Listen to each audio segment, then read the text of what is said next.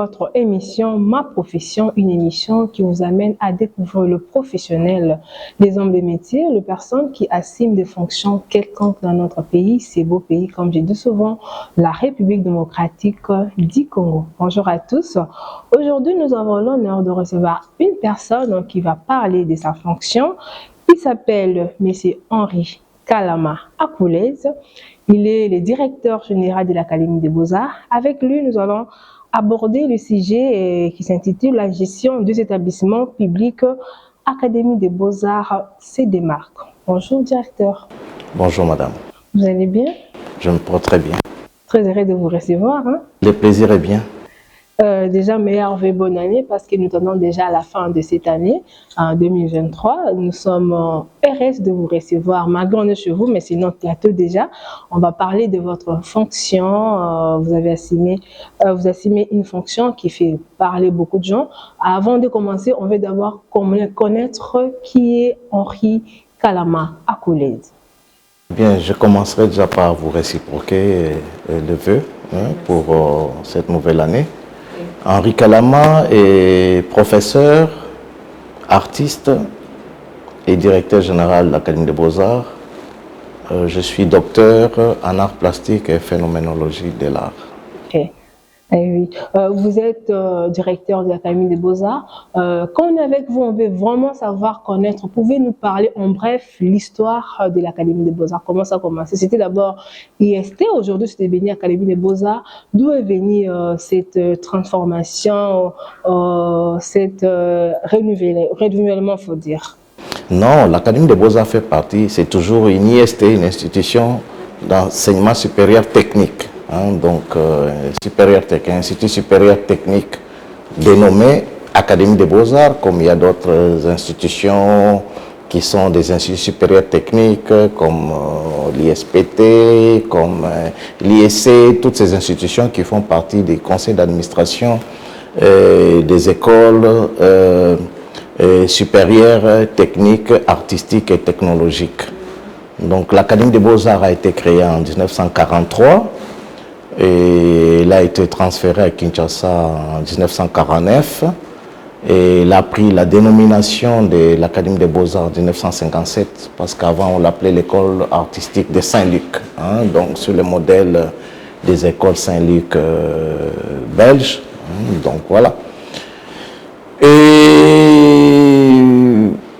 transféré en 1957 à Kinshasa, donc et puis a rejoint par l'arrêté de 1981, donc s'est détaché de l'UNASA pour devenir une institution supérieure autonome. Ok. Pouvez nous dire qui fut le premier directeur comme vous, l'Académie des Beaux-Arts? Bon, en fait, le premier directeur, c'était le créateur de l'école, donc le frère Marc Stanislas Walenda, qui était un sujet belge, qui était un religieux, donc on les appelait les frères des écoles chrétiennes, un révérend, donc voilà, mais qui était peintre aussi et à ses heures perdues, donc voilà. Quelles sont les facultés qu'on trouve dans l'Académie des Beaux-Arts? Bon, en fait, les enseignements qui sont organisés à l'Académie des Beaux-Arts ici sont, je pourrais dire, organisés en mentions.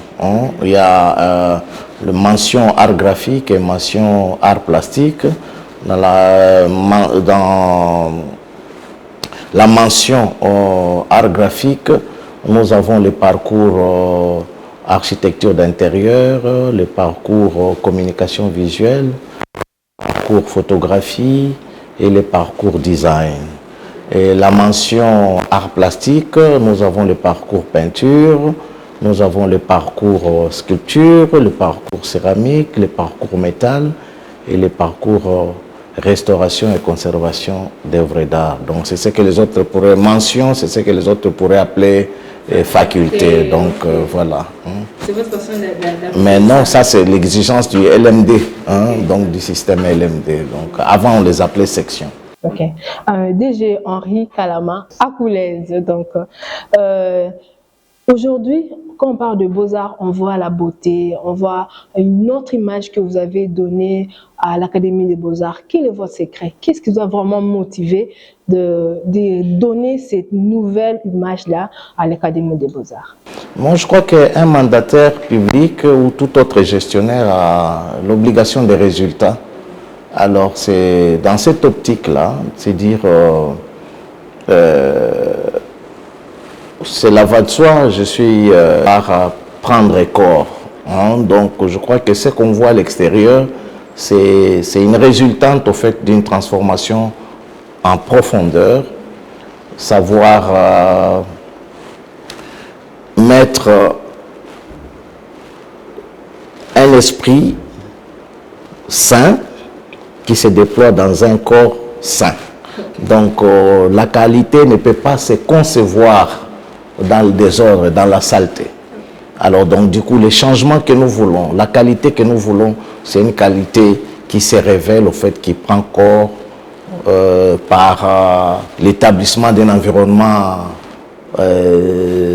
propre, hein, donc avec l'opération que nous avions décrétée il y a quelques années, l'opération Zéro Sachet à l'Académie des Beaux-Arts, par les auditoires propres, par des labos qui sont propres et équipés, par un curriculum qui est adapté aux exigences du moment, et voilà, par tout ce qui pourrait entrer au fait dans la définition de ce qu'on pourrait appeler la qualité. Donc c'est quelque chose qui s'est construit, mais c'est un fruit au fait, c'est la contribution de plusieurs personnes, hein, donc et une distribution des tâches qui font que et les étudiants, et les ouvriers, et les enseignants, et les administratifs, tout le monde participe à l'édification faite de cette académie propre, miroir de la République démocratique du Congo. Oui, c'est ce qui a fait même lors de visite du roi belge qui est passé ici. Il est venu visiter. Qu'est-ce que ça vous avait fait parmi les institutions? On a choisi que l'Académie des Beaux-Arts pour visiter. Bon, c'était un très grand honneur. C'est quelqu'un qui est porté sur les arts. Apparemment, lui aussi, il a un faible à une discipline. Il est un peu peintre. Alors, donc, du coup, c'était ça peut-être la première motivation. Et puis, vous comprenez un peu, une institution culturelle résume un peu les pays, se positionne comme les miroirs, comme la porte privilégiée pour présenter un pays. Voilà pourquoi toutes ces autorités, quand ils visitent les pays, les gouvernements, que nous remercions, trouvent que c'est opportun de les emmener à l'Académie des Beaux-Arts. Étant aussi artiste, qu'est-ce qui représente la culture pour vous, professeur Henri Kalam? Mais la culture, c'est le tout, en fait. L'art, c'est une partie de la culture. Ce n'est qu'une partie de la culture. Mais la culture, dans sa totalité, englobe plusieurs domaines. Hein, donc, en intégrant la culture comme moyen de développement, la culture pourrait générer plusieurs modèles culturels. On pourrait avoir un modèle économique congolais, mais informé par la culture. On pourrait avoir un modèle juridique, on pourrait avoir un modèle éducatif. Alors donc du coup, on pourrait avoir par un modèle éducatif ou encore informé par la culture congolaise plutôt, on aurait même des productions technologiques qui sont aussi des productions culturelles. Donc moi je trouve que l'art c'est l'essentiel, la culture c'est l'essentiel, c'est la culture qui définit l'homme. Alors une culture sophistiquée produit aussi des produits sophistiqués qui sont proportionnels à la sophistication de la culture.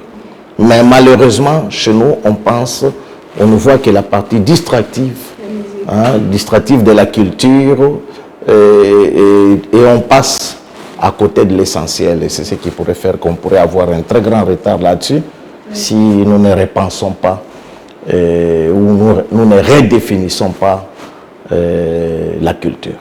Oui, au-delà de vos fonctions étant DG de l'Académie des Beaux-Arts, vous êtes aussi artiste plasticien, c'est que j'ai un peu à découvrir. Oui, peintre. Oui. Plasticien, la peinture est inclue dans les arts plastiques. Oui. Si par exemple dans vos œuvres, qu'est-ce qui vous inspire vite pour réaliser vos œuvres d'art ou bien vos arts que vous faites? Bon, en fait, quand on est peintre, chaque personne a une source d'inspiration, mais je crois que tous, nous nous inspirons de la nature, tous nous inspirons de l'environnement. Que l'œuvre soit figurative ou abstraite, tous nous inspirons de la nature. Et moi, je me définis comme étant une partie de la nature. Donc, ce qui m'inspire, c'est l'environnement dans lequel je vis. C'est les sentiments que j'éprouve dans l'environnement dans lequel je vis. Sentiments de joie, de colère, de tristesse. Et voilà un peu ce qui résume un peu ma source d'inspiration en tant qu'artiste. Et comment vous faites en tant que DG pour les accompagner en allant vers les études de marché? Bon. Nous avons des collaborations avec des institutions dans lesquelles nous essayons de mettre nos plus bons produits. Nous recevons des demandes des chefs d'entreprise qu'ils voudraient qu'on les envoie nos meilleurs candidats, soit en communication visuelle, soit en architecture d'intérieur, sans compter qu'eux-mêmes, donc aujourd'hui, vous retrouvez les anciens sociétaires de l'Académie des Beaux-Arts, pour ne pas dire les anciens étudiants de l'Académie des Beaux-Arts, presque dans toutes les entreprises de la République démocratique du Congo. Je crois que c'est que s'il n'y avait pas, au fait, l'opportunité d'emploi, on n'aurait pas autant de demandes. Donc, mais nous essayons, hein, donc chaque fois, de faire des recommandations quand le besoin se fait sentir, mais d'autres personnes n'ont même pas besoin de recommandations parce qu'ils sont formés comme entrepreneurs et ils créent de l'emploi où ils savent se vendre eux-mêmes, où ils s'établissent, voilà, ils s'établissent à leur propre compte. Et qu'est-ce que ça vous fait quand vous passez, vous écoutez les gens en train de parler que l'Académie des Beaux-Arts, c'est devenu aujourd'hui le miroir, c'est devenu aujourd'hui un bijou. Qu'est-ce que ça vous fait? Parce que c'est seulement quand vous êtes qu'il y a un peu un changement. On ne fait pas les polémiques, mais on essaie un peu de parler de ce que vous avez fait, de cet établissement. Qu'est-ce que ça vous fait vous-même? Bon, ça m'étonne et en même temps je comprends. Je comprends toutes ces personnes-là. Peut-être qu'ils n'ont pas vu mieux que ça. Mais moi, j'ai vu mieux, 1000 fois mieux que ce qui est ici. Alors, donc, du coup, par rapport à ce qu'on devrait faire, c'est une partie infime. Hein? Donc, il nous reste encore beaucoup à faire. Autant que nous pourrons dire que toutes ces fleurs qui nous sont jetées sont des encouragements à mieux faire. Mais autant nous ne pouvons pas dormir sur nos lauriers, nous dire voilà, nous sommes une meilleure institution. Hein, donc, je connais mieux ailleurs. Hein, et le modèle, ça doit être celui-là pour nous dépasser. Ok. Quand vous connaissez mieux ailleurs, quels sont les projets d'avenir? Qu'est-ce que vous souhaitez encore dans 3 ans? Les figures qu'on voit aujourd'hui des Beaux-Arts, on me dit que c'est pas arrivé comme vous avez dit, mais qu'est-ce que vous souhaitez encore que ces Beaux-Arts qui fait parler des gens déjà, en voyant dans 2 ans, 3 ans comment ça puisse encore devenir? Nous avons besoin de salles, donc pour accroître notre capacité d'accueil. Nous avons besoin d'un studio, par exemple, un studio de tournage de films, un studio d'enregistrement de son. Donc nous avons besoin de beaucoup de choses qu'une institution d'enseignement d'art est supposée avoir. Nous avons besoin peut-être d'avoir un 2e campus, qui pourrait être à Maluku, qui pourrait être en Sélé, qui pourrait être dans une autre zone que la Gombe. Donc voilà, nous avons besoin à ce que notre école doctorale puisse être fonctionnelle. Donc voilà, donc il y a beaucoup de choses. Il reste encore beaucoup de choses à faire dans cette institution. Et vous les croyez à vos rêves là? Bien sûr, parce que qui l'aurait cru? Oui. Nous avons commencé où? Combien d'infrastructures nous avons construit aujourd'hui depuis qu'on est là? Nous avons construit plusieurs salles. Alors les changements commencent par un pas. Donc, nous avons une salle de machines, nous avons une salle des professeurs aujourd'hui, il n'y avait pas. Nous avons une salle des assistants et chefs de travaux. Hein. Nous avons agrandi l'atelier de métal, cette salle a été rénovée, nous avons construit les départements de restauration et conservation, nous avons construit 2 salles de peinture, d'atelier de peinture. C'est des choses qui n'ont pas existé. Nous sommes en train de construire un bâtiment de 12 salles sur 3 niveaux. Alors les changements commencent toujours par un pas. Qu'est-ce que je pourrais dire, le grand drame, en fait, pourrait être celui de cesser de rêver. Très bien. Et de cesser d'être optimiste. Je pense qu'avec mon réalisateur, on va prendre les images par rapport à ce que vous venez de dire, par rapport à ce que vous tentez de dire, pour montrer au moins à la population ce qui est devenu Académie des Beaux-Arts. Parce que les gens voient seulement de dehors, ils ne voient pas à l'intérieur. Moi, je viens de découvrir qu'il y a une salle d'exposition ici, c'est vraiment merveilleux. Et par rapport aux nouveaux étudiants, les jeunes qui viennent de terminer, ils veulent venir s'inscrire ici à l'Académie des Beaux-Arts, c'est quoi les conditions? Le problème aussi, c'est quoi? Les jeunes. Vous voyez, les gens, quand ils voient que c'est déjà beau, c'est bien, c'est joli, ils pensent que c'est trop cher, qu'ils ne peuvent pas y aller, c'est pas pour nous, ils se mettent des limites. Qu'est-ce que vous pouvez dire par rapport à ça, vous étant que le directeur général de l'Académie des Beaux-Arts? De vendre, donc du coup, je trouve que l'enseignement, bon, j'en connais pas, seulement ce que moi je peux vous dire aujourd'hui. Jusqu'aujourd'hui, nous avons commencé les cours, mais je ne vous dis pas le nombre de personnes qui veulent encore intégrer, mais on leur a dit il y a un temps pour tout. Donc ça, c'est pas quelque chose c'est pas un problème pour intégrer l'Académie des Beaux-Arts. Nous avons moins de places par rapport aux demandes que nous recevons. Et je crois que pour ce qui concerne l'aspect finance, ça c'est l'administrateur de budget, mais il faudra avoir un diplôme d'État. Et voilà, et passer un concours d'entrée, parce que c'est quand même un enseignement élitiste, on forme des artistes, n'est pas artiste, c'est lui qui veut. Et voilà un peu, donc ce n'est pas un restaurant ou un magasin qui a l'air chic ou qui dissuaderait les gens d'y entrer. Donc voilà un peu, moi je crois que toutes les institutions d'enseignement en République démocratique du Congo devaient être les miroirs du pays. Nous sommes un grand pays et nous avons l'ambition de rester un grand pays. Et voilà, et nous devons par conséquent montrer que nous formons l'élite. Et ceux qui forment les élites doivent s'ériger en modèle. Et si ce sont des modèles, eh bien leur gestion doit être une gestion orthodoxe qui produit les fruits et qui incite ou encore qui propose une solution visible et palpable, hein, donc, et non pas quelque chose d'abstrait, hein. Donc les gens qui vous disent que vous vivez vous êtes dans une institution excellente, alors que quand vous regardez, vous ne voyez pas l'excellence. Cette excellence se fait sentir au fait par les petites choses physiques, visibles, qui traduisent au fait l'idée d'excellence au fait que vous prenez. Et aux gens qui veulent venir visiter, voir au moins comment l'Académie de Beaux-Arts est devenue, est-ce qu'il y a toutes les conditions, ou bien c'est interdit seulement pour les étudiants qui ont accès Non, en fait, nous sommes presque un site touristique. Hein, donc, les œuvres ici sont achetées par la population qui a accès. Il faudrait juste être habillé décemment. Et si vous venez avec un véhicule, donc il y aura un contrôle, on va vous poser la question où vous allez.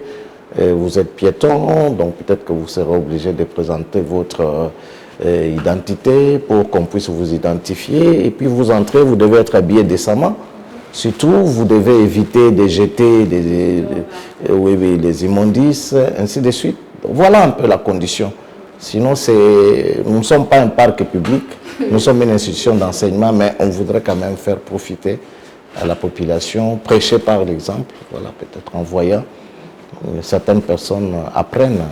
Nos étudiants de l'Académie des Beaux-Arts, eh bien, moi, je trouve que c'est les meilleurs étudiants de la République, Je crois que ce sont des lumières même à la cité. Ils ne jettent plus rien. Ils entrent peut-être ne sachant pas, mais en ressortant d'ici, c'est des personnes qui ne jettent plus rien par terre. Donc voilà. La RTEDx, c'est la chaîne nationale de l'éducation. Vous étant d'abord professeur, le directeur d'un établissement public où on forme, où on éduque de personnes à devenir utiles à la société, qu'est-ce que vous pouvez lancer comme message éducatif à travers cette émission? Mais en tout cas, déjà, c'est bien d'avoir une chaîne qui est dédiée à l'éducation. Oui. Mais je voudrais que, j'espère que vous le faites déjà, avoir des programmes éducatifs dédiés à différentes catégories d'âge et insuffler le goût de la recherche, insuffler le goût de l'excellence. Et c'est dire que par l'éducation, ce n'est pas l'éducation que nous arriverons vraiment à développer ces grands pays.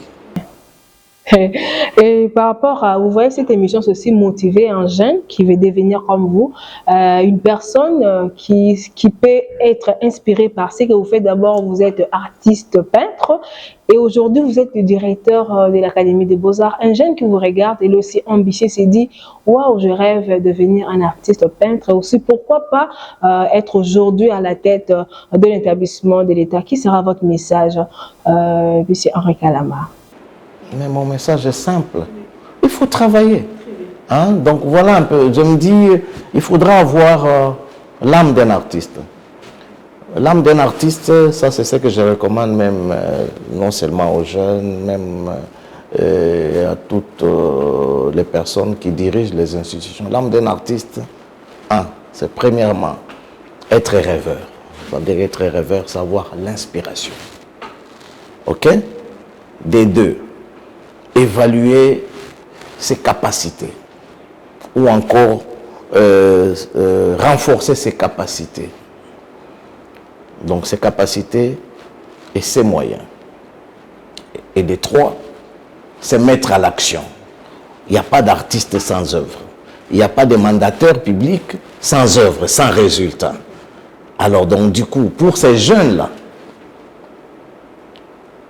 ils doivent rêver, se mettre en mouvement, donc s'équiper, donc travailler, et après se mettre à concrétiser, donc à faire les cheminements. Hein. Les Anglais disent from talk to work, donc de la parole aux actes. Voilà, donc ça n'arrivera jamais si vous ne vous mettez pas au travail. Donc, hein, je vois des jeunes qui disent, on a vu quand on était des jeunes étudiants, des amis qui ne travaillaient pas, qui pensaient que les travaux que nous faisions, c'était nul, et ils disaient, leurs œuvres, ils seront des grandes œuvres qui finiront dans des musées. Mais quand ils disent ça, ils dorment. Il y a des choses qu'on les cas, non, pour les cas, il faut commencer. Donc, il y a toujours une accumulation d'expérience. Il faut commencer quelque part. J'ai eu des jeunes qui nous ont malheureusement quittés, hein, qui disent, qui pensaient qu'ils étaient meilleurs ou qu'ils étaient destinés à une grande carrière dans tel ou tel autre domaine. On dit, je crois que même dans la Bible, celui qui est fidèle dans un peu, il le sera aussi dans beaucoup, n'est-ce pas?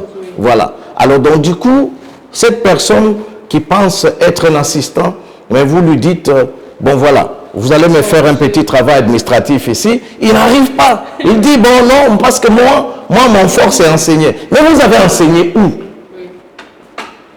Donc commencez par montrer, par apprendre, et après tout ça viendra. Donc on ne viendra jamais vous prendre pour faire de vous directeur général si vous n'avez pas respecté la procédure. Il y a comme l'accumulation, il y a un parcours. C'est l'accumulation d'expérience. Donc on vous dit, pour être un artiste, pour même arriver à faire l'abstrait, vous devez commencer par faire la figuration, vous devez faire les portraits. Vous vous dites que c'est trop compliqué. Ah, c'est rien ça. Moi, je ferai telle catégorie qui est plus difficile, mais vous n'y arriverez pas si vous ne passez pas par... vous n'y allez pas par gradation. Donc voilà ce que moi je pourrais dire à la jeunesse. Mettez-vous au travail. Instruisez-vous. Lisez. Cherchez des informations. Donc, outillez-vous en capacité. Apprivoisez les techniques.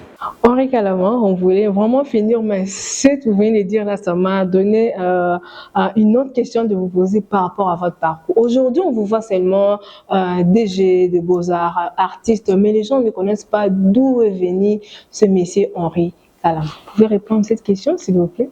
D'où je suis venu? Oui.